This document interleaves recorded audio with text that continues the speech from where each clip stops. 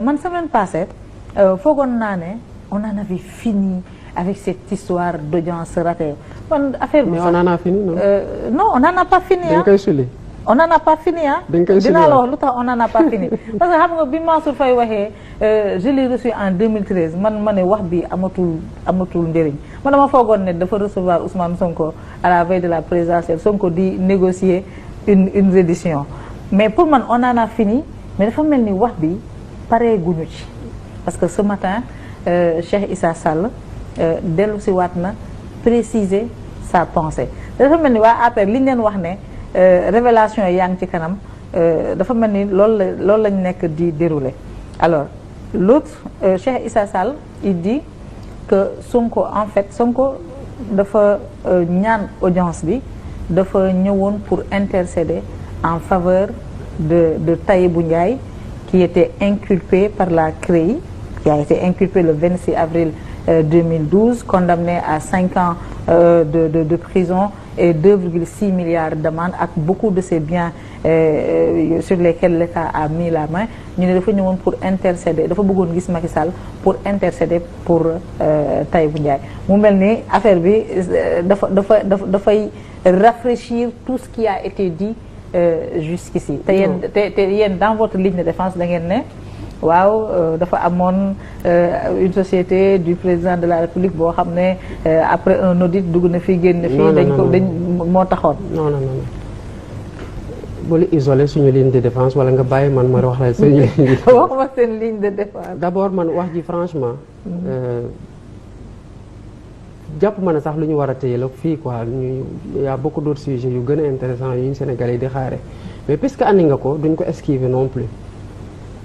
dafa am benn manipulation boo xamante ne Sénégalais yi ñu bëri surtout presse bi dañ ci gaaw a daanu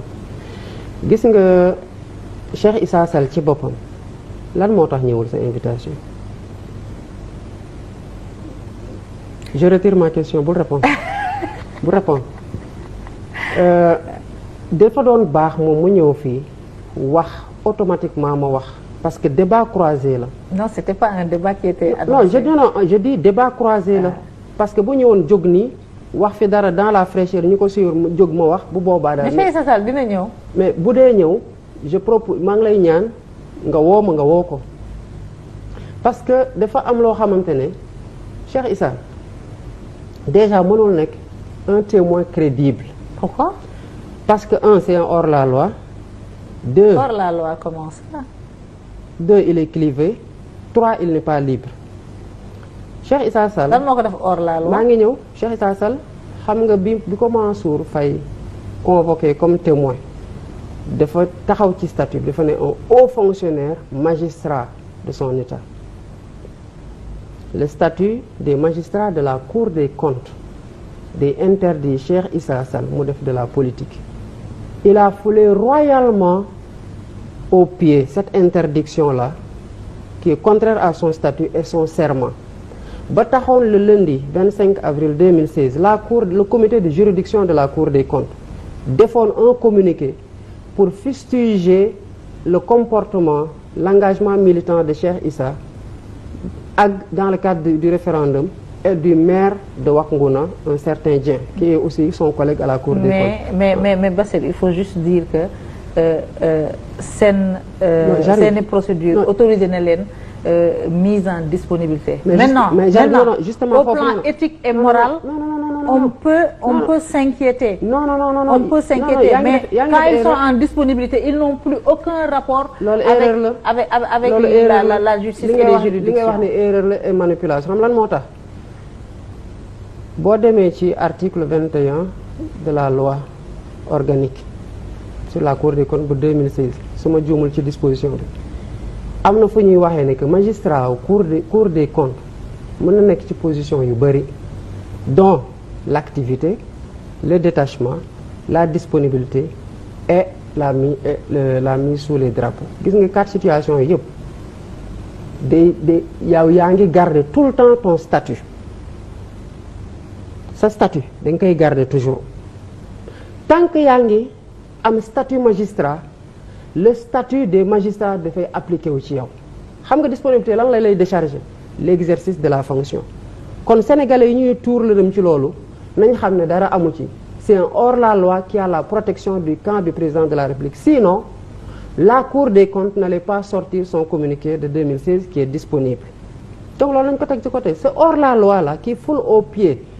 les lois de la République et son serment de magistrat, comme ni ko rappelé la Cour des comptes, il est très mal placé pour nekk un témoin. Parce que témoin sax boo ko naree nekk ci diine day am charte yoo xam te ne dañ ko war a remplir benn. Deuxièmement, naka la est-ce que forcé ñu ko sortir ko de son mais loolu laa lay wax de son mutisme il n'est pas parce que Cheikh Issa Sall n'a jamais investi médiatiquement xam nga trois choses laa la wax l'espace. trois choses laa la wax démontre naa la que c'est un homme hors la loi wax naa la sànq c'est un homme qui n'est pas libre lan moo tax libreul non balaa may wax libre c'est un homme qui est partisan. Cheikh Issa moo nekkoon le secrétaire général de la délégation spéciale à la protection sociale Mansour Faye moo nekkoon kilifaam. Cheikh Issa mi nga xamante ne dañ ko envoyé vocal mu jël vocal boobu dem yóbbul ko kenn koo xamante ne yoom nam nekku ci wax ji loolu dafa doyadi xeetu doyadi joo xamante ne bu ko nit defee ku mu ko yóbbul mu jàpp ne kooku arme la ko délivré bu ñëwaatee di témoigner contre ki ko jox vocal boobu c'est pas recevable, je suis désolé. Soyons cohérents. ki nga xamante ne dafa war serment waatam foulé au pied la loi kooku noonu pour mu ñëw def un faux témoignage du dara ci moom parce que parjure moo gën a grave faux témoignage. Kon Cheikh Issa il est partisan et clivé. Ensuite il doit de la loyauté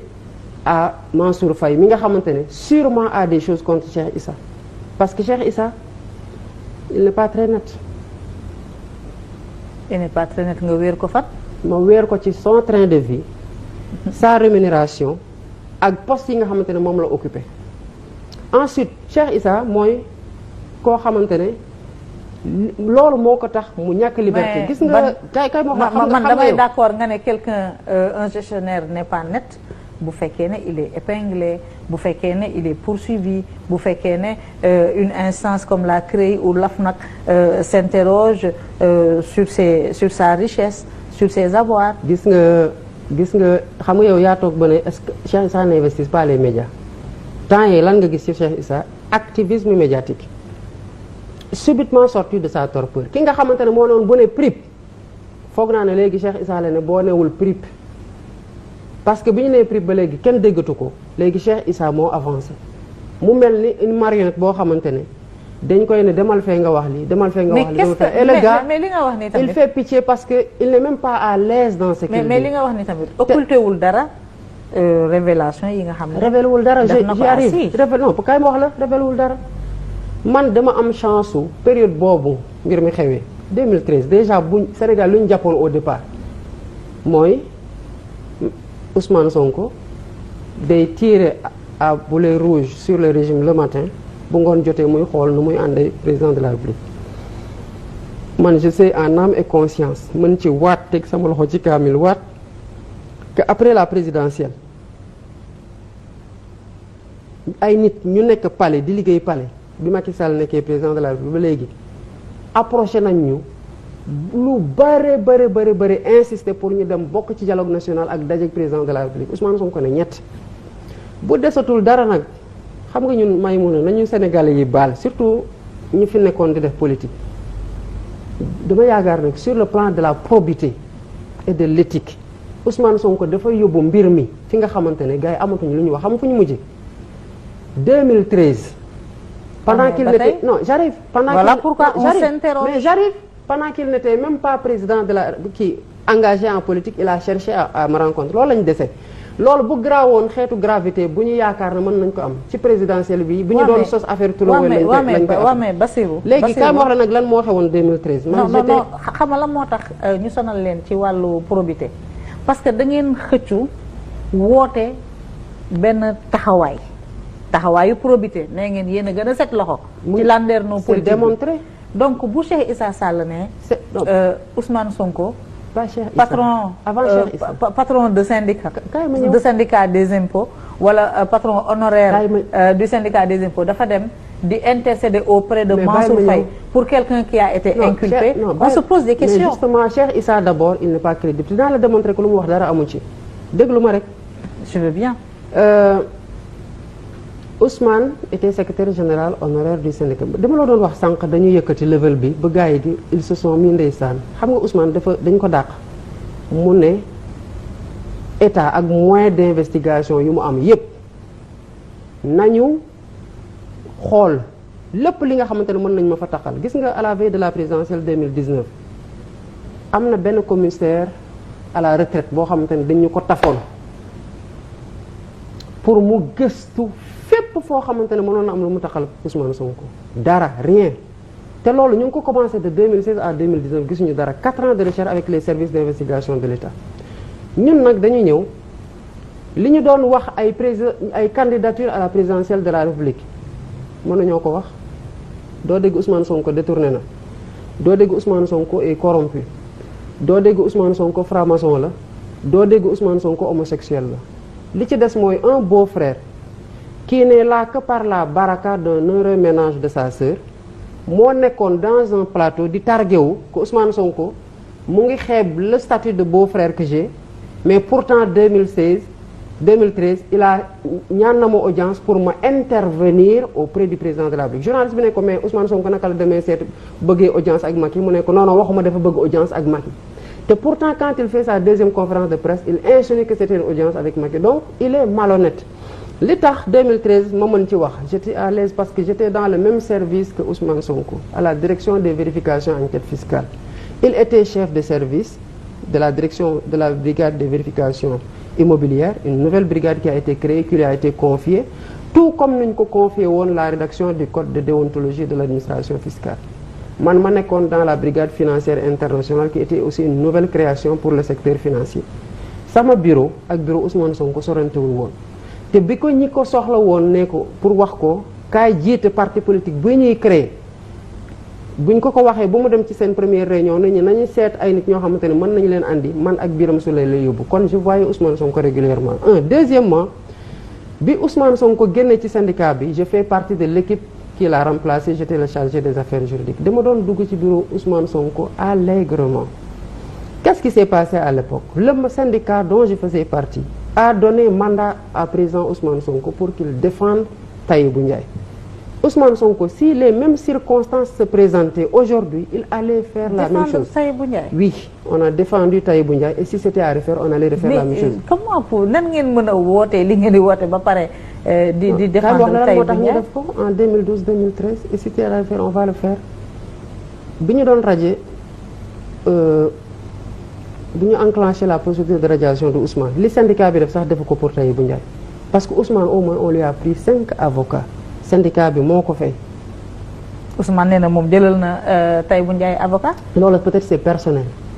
mais li syndicat bi defoon ci Ousmane ci Tahibou def ko ci Ousmane laa lay wax ni kon on est dans la démarche syndicale cohérente. mais man lan moo war a justifier un soutien mais je vous le à dis Tahibou Ndiaye. je vous le dis parce que la traque des biens mal acquis Maïmouna est-ce qu'on est fier de tout le tintamarre que ça a amené quels sont les résultats à part ay déclarations mos nga ci gis dara. budgétairement lu ñu waxoon dugg na kenn mosu ko gis dans le budget de Mimi Touré à tous ceux qui ont suivi la traque des biens mal acquis lan moo taxoon ñu bañ en 2007 dafa amoon les assises nationales dans les assises nationales certaines personnes je ne sais pour quelle raison on dit que bu ñu wàccee ils ont cité des agents des impôts et domaines on a compris que bu changement de pouvoir amee on allait être des agneaux de sacrifice ce qui ne reposait sur rien un règlement politique lañ bëggoon ci traque des biens mal acquis kenn rek lañ ci soxla woon Karim Wade boobu nag pour ñu bañ a joxe ne l'impression que c'est un règlement de compte ils ont voulu venir dans notre administration prélever un fonctionnaire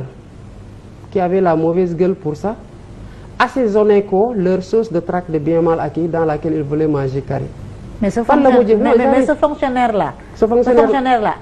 am na ci richesse bu mu toog. ce fonctionnaire là richesse boo xam ne richesse boobu mu ngi ci toog ba léegi. non richesse boo xam ne malgré la traque malgré li ñu wax yëpp mu ngi këram. mais richesse boo xam ne xëy na. mais mu ngi këram non bul ne xëy na son statut professionnel. mënu ko justifier. loolu c'est te naa la xamal benn affaire bàyyil ma jeexal xam nga bi Abdou Latif Coulibaly insinué médiation pénale les avocats de Tahibou Ndiaye dañoo nangu woon l'idée de la médiation pénale. mais xam nga c'est après lañ ci revenir. mais xam nga lan moo tax boo deful lan ngay nangoo médiation pénale. xam nga lan moo tax parce que un grand journaliste qui est très bavard dans votre profession koo xamante ne chaque jour bu ñu dee def bu ñu naree fexeel kenn moom mooy def les alertes kooku bi ñu doon interroger Tahibou Ndiaye di doon dugg ci fu ñu ko doon interroger di ko wax ne sa doom jàngi waaj a xaru lii àdduna jaru ko c'est après cet isolement là. ce grand journaliste là c'est qui. mais xam nga nañ ko duma tudd turam. c'est après cet isolement là la ñu wax Tahibou sa benn doom jéemut a xaru c'est faux bul def benn médiation pénale quand il s'est rendu compte que benn doomam xaruwul que lu ñu ko doon wax yëpp dañ ko doon pour la dem isolé ko il pensait qu'il était seul au monde ci bu ñu ko génnee ci loolu la ne man je ne fais aucune médiation et aujourd'hui li ñu foqati ci loxoom ci doole muté ko avant même que le procès atteigne son verdict loolu ëppi doole état la parce que le juge n'avait pas encore pris une décision au final qu'est-ce qu'on a avec résultat de la traque des biens mal acquis Karim Wade lañ condamné 5 ans xaw ma. rejeté wu leen catégoriquement la traque des biens mal acquis parce que bari na fu ñu interroger Sonko il a tapé sur Karim Wade et les gens du PDS da doon wax sax ne moom débat boobu intéressé wu ko ñoom ñëpp a yem. mais est-ce que xam nga Sonko a organisé une conférence de presse. oui mais je m'étonne pour défendre Karim Wade que ngeen dóor ci Karim Wade et que ngeen défendre Tahibou Ndiaye. Sonko a défendu Karim Wade ci jour bi nga xamante ne boobu la verdict am waroon génn may mun a l'histoire est récente elle peut pas être trafiquée tey Sonko loolu la doon bañ ci traque des biens mal acquis analyste bi ñu waxoon ay traque biens mal acquis dégg nga ci Ousmane Ngom dégg nga ci Abdoulaye Baldé ana Samuel Sarr Ousmane Ngom mi nga xamante ne dañ ko tere woon mu génn président Macky Sall ci boppam moo ko dugal ci avion génn ak moom lii dafa lu bees pour la man kër moo ko manipulé non j'ai pas fini ngeen woote li ngeen di woote ba pare non di défendre mais au regard de li ma la wax nii Maïmouna li ma lay wax nii li ci bees mooy dara beesu ci non li bees mooy tey yéen a ngi reconnaître yéen a ngi argumenter la ligne de défense bi ngeen adopté par rapport à Tahibou Ndiaye. mais xam nga lu ma jaaxal non tey non Ousmane a fait des tribunes dans la presse. Ousmane non pas tey Ousmane est allé dans les émissions. mais par rapport à l'objet de l'audience par rapport à l'objet de l'audience yéen a ngi doog a nangu lii tey. non attention ne me fais jamais dire ce que j'ai pas dit l'objet de l'audience maa ngi ciy ñëw gis nga nag Ousmane était en train de démontrer pièce par pièce. que lu ñu doon tuumal kii di ko wax ne am na ay 8 milliards c'était faux c'était pour le mettre en mal avec les populations di jël des cartes grises ay oto yoo xamante ne génnoon nañ ci patrimoine am dem dans son compte bancaire yëpp jël yëpp wàccee ci suuf ne lii yëpp moo ko moom dem jël ay terrain yoo xamante ne dañ ko jox jënd ko ñu dem évaluer ko bu ñu defee contre évaluation bien yooyu yëpp ça a chuté comme château de cartes quand Ousmane était en train de montrer aux Sénégalais que lii manipulation la te du mujjee fenn buñ ci jàppee Karim Wade ak ñu mu àndal pare nañ ci la ñu commencé woo Ousmane Sonko pour ne ko dañu bëgg a waxtaan ak yow parce que dóori kurfe ñi ngay dóor ci ñun métti na te ñu mel ni yow président de la République daf leen soxla ci la Cheikh Issa Sall demee en se prévalant de son amitié avec Ousmane te yàlla xam na ne am na fu ñu jaar mais c'est pas sur un plateau qu'on va le dire parce que weesu nañ foofu ci noblesse dafa dem ne sëñ Ousmane sama kilifa daf la bëgg a gis wallahi azim à l'époque Ousmane m'avait dit am na kuy dox pour Mansour Faye neen def maa bëgg a gis mais je n'irai pas ma ne ko mais demal parce que peut mën na am bu la jege dina am lu mu la wax si lii boo fi tegoon kaamil moo watal la ko quand il est parti il a écouté il est revenu il lui a dit exactement lu mu relaté ci conférence de presse bi point barre moo tax bi Mansour Faye waxee ne dafa sukk raam ñaan mu audience ci lañ ko wax ne lu mu wax noonu dara amu mais xam nga Bassirou yéen d'habitude bu problème posé woo da ngeen di dem droit au but mais dans cette affaire là dafa mel ni am na lu leen si gêné d'abord on n'accepte pas que l'audience a eu lieu dañ ne rek Mansour Faye jaar na ci benn ami boo xam ne mook Ousmane ñoo nekkandoo woon ENA des trucs comme ça. mais première ligne de défense. mais loolu mooy deuxième ligne de défense audience bi. ñu ne waaw dafa amoon dossier d'audit boo xam ne dafa épingler une société du président de la République Macky Sall donc Ousmane voulait en discuter avec Mansour Faye te gis nga même loolu sax dafa tey xel après ngeen ñëwaat nangu audience bi Ousmane Sonko waxaat waxu dama ko doon piéger c'est-à-dire mënoon ngeen wàcc nu mu tudd wàcc daanoo ci gën a gaaw mënoon ngeen wax li nga nekk di wax nii non defal na xam nga yow boo nekkoon acteur politique wala même dans l'affaire Adja comment Adja Astou yow yaa déterminé la sa bopp sa ligne de communication voilà.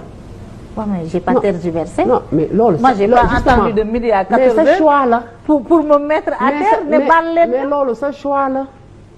sa choix la compte tenu des paramètres yi nga xamante yow yaa leen di apprécier. waaw mais da ngeen affaire dafa am fluctuation. non déglul amul benn fluctuation ñun quand quelqu'un vient en 2020 ne ñaan nañ mu audience en tant que beau-frère pour me intercéder le lendemain la presse n'a pas relaté que dafa bëggoon intervention dafa noonu Ousmane dafa bëggoon audience ak Macky Sall. Les journaux sont là du lendemain alors que Mansour Faye n'avait jamais parlé d'audience avec Macky Sall il avait parlé d'intervention avec Macky Sall kon kooku mu ngi woon dans un schéma de manipulation boo xamante ne ñun aussi dañ ñuy nangul ne ñu am nu ñu àndee suñu démenti progressivement. loolu mën na ci mais pas mooy fluctuer loolu sa appréciation la. dafa am fluctuation. mais même mais xam nga lan moo waral lan moo tax appréciation kii fluctuation bi am solo dégluwaatal la première conférence kii Mansour Faye quand il est allé au niveau de Matin Bonheur de la 2S dafa ne man beau-frère boobu muy wax ñëw na ci man ñaan ma audience donc le gars était en train de se gausser d'être le beau-frère du président de la République qui a des pouvoirs d'intervention du président de la République c'est petit bi ci tegu mooy quand il a fait sa déclaration de presse le lendemain quelques jours le surlendemain lu mu wax moom ci boppam il a dit waaw da doon ñaan audience du président de la République donc moom ci boppam il était dans un schéma de manipulation des consciences parce que personne ne s'attend à ce que ak li ñu wëral Ousmane Sonko ba di ko sosal dafa contre tarixa yi Daesh moo koy financé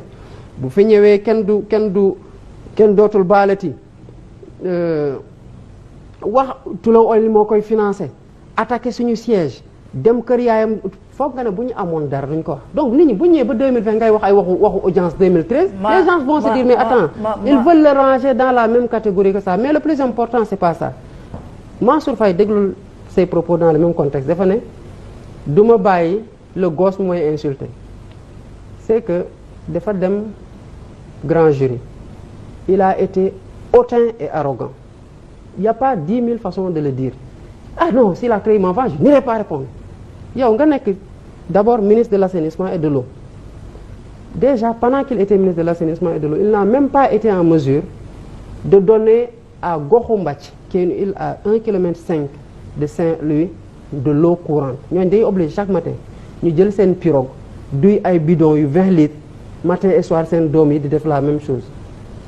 pendant période boobu la ñu wax 750 milliards kii programme décennal de lutte contre les inondations Mansour Faye tontuwu ci mu gérer l'adjudication de Suez gis nga ni mbir mi demee woon jox ko Suez ci conditions yoo xamante ne c'est nébuleux ñu jóge foofu ñu jox ko le ministère de l'équité sociale lépp mu koy gérer doyul ñu jox ko le fonds force Covid-19 mu dem gérer ci 69 milliards ñu koy wax ne yow wuyu jil OFNAC fi nga xamante ne foofu la def sa déclaration de patrimoine mu ñuy jaay arrogance ñun Sénégalais parce que juste il a la chance d'avoir une sœur qui gère bien son ménage et qui a eu la chance d'avoir un mari qui est devenu président de la République c'est-à-dire loolu c'est inacceptable bu ñu laajee Ousmane Sonko ci loolu fekk ko Saint-Louis ci dëkkam ci la waxee ne dafa arrogant parce que ñi fa nekk ñoo ko suti lees ba pare mënul gérer lu mu gérer ba pare nu mu nekk goro président de la République tax muy piétiner les institutions de contrôle yi nga xam te ne fa la war a rendre compte au peuple sénégalais lii moo ko metti mu dugg ci ay amalgame yoo xamante ne. mais dugg na ci amalgame mais quand même piège